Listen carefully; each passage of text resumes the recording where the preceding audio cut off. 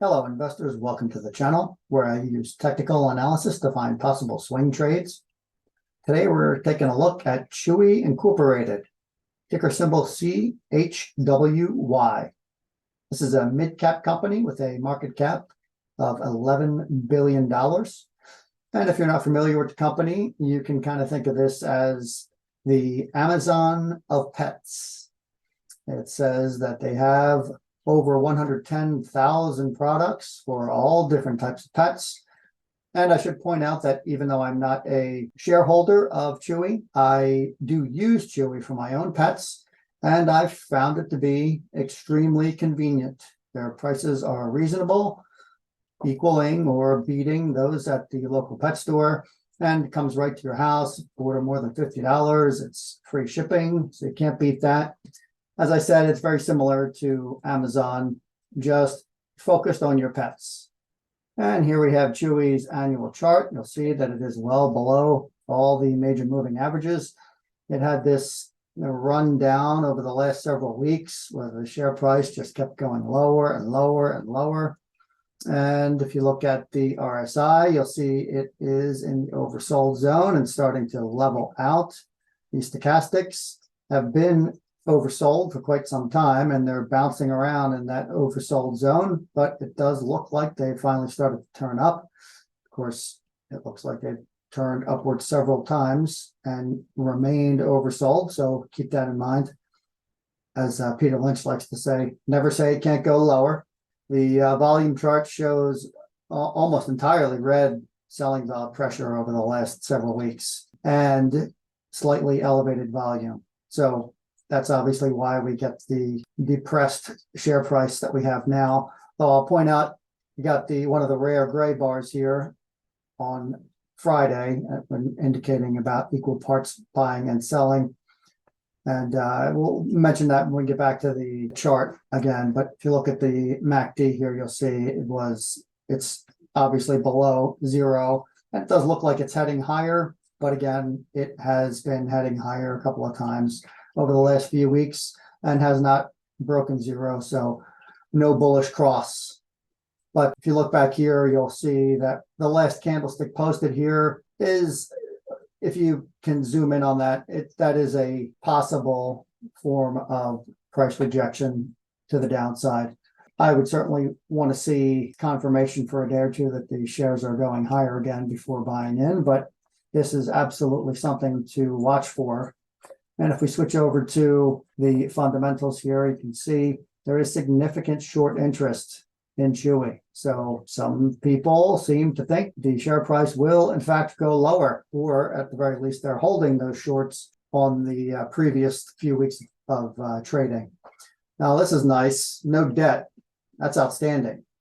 And again, as Peter Lynch said, they've never had a company go out of business when they had no debt. So that is a plus side. Now, it does have the short-term debt here, which is, as I understand it on this particular spreadsheet, it is accounts receivable, that sort of thing.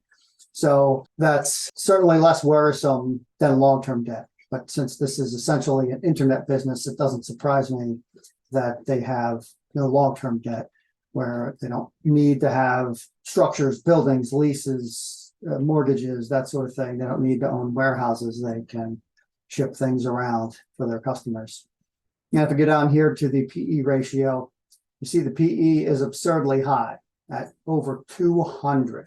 PE of 208.6, which is absolutely crazy.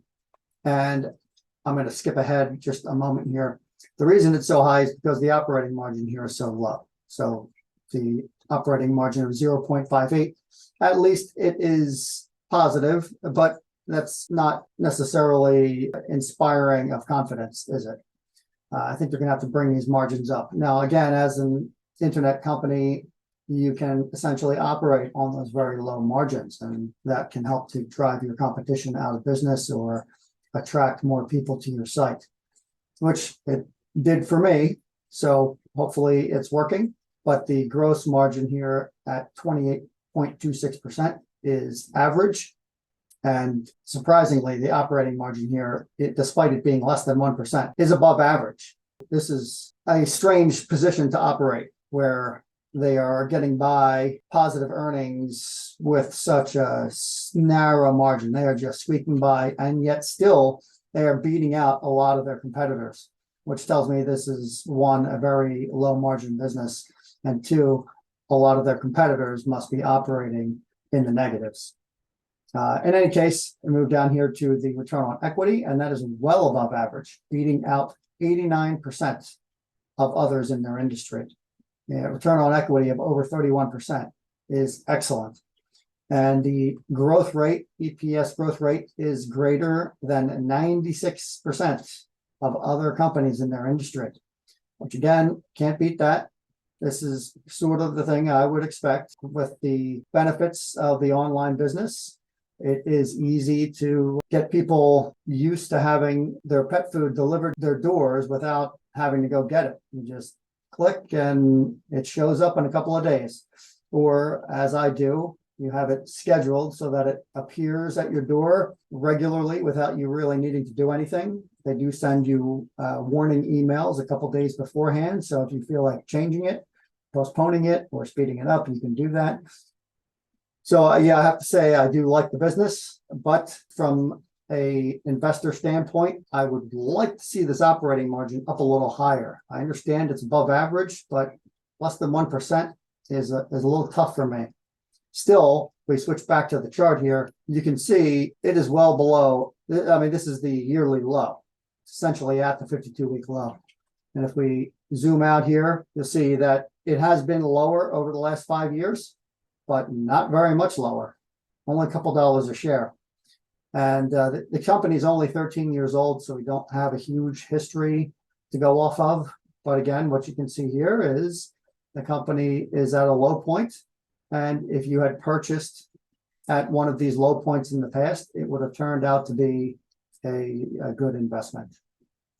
So I do think that since we're heading into a more digital world, it does seem likely that Chewy and other businesses like it are going to prosper.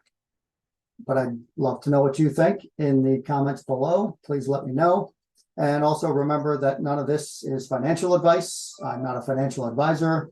I make these videos for education, inspiration, and discussion, not to tell you what to buy or sell.